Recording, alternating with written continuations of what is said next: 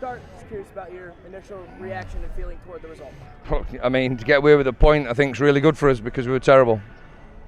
What went wrong, or what wasn't up to your expectations? I don't think we competed well enough in the first half. There's an element of fatigue and, you know, the cup game and everything else that happened with that on Tuesday, but I didn't feel like that on Thursday and Friday, so, you know, I'll have to look at it again, but we didn't compete enough. No, it's not the only positive. There's a few positives. You know, Hunter was fantastic. Elliot came on, did really well, and got his goal, which I'm really pleased for. And then I'm pleased that we didn't get beat. So when we've played so bad and we've not got beat, I think we're in not a bad spot.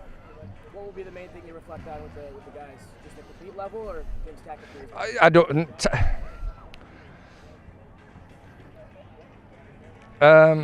The word tactics gets thrown around all the time.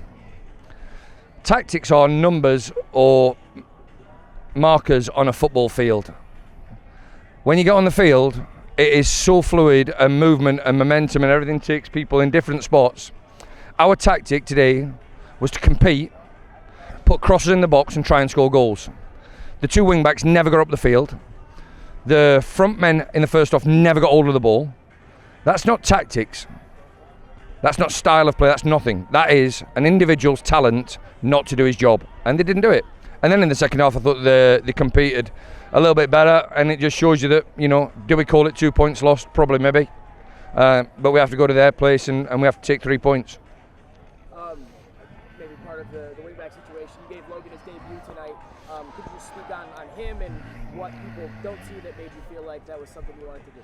Well, we just wanted to push Dougie up a little bit forward. If you think about it, before that, Dougie was, you know, the one that was trying to break through and trying to get, you know, the ball forward, and we only had that, like, sort of could have put Max on in midfield, but I just thought that, you know, Logan does a good job in training every day and he deserves his chance, and I'm really, really pleased for him, and so is he really pleased, and he should be.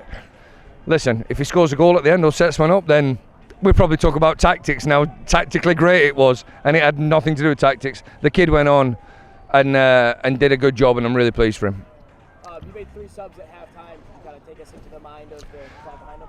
Well, there is a bit of tactical situation with that. I did want to. I wanted to put Josh on because Diz was feeling fatigued. I wanted to put Gibbo on because he's just had a little bit more energy and legs because of what Cam went through midweek. And then I wanted to change the front man because I think Romario's probably a little bit better at retaining the ball than all of us front players.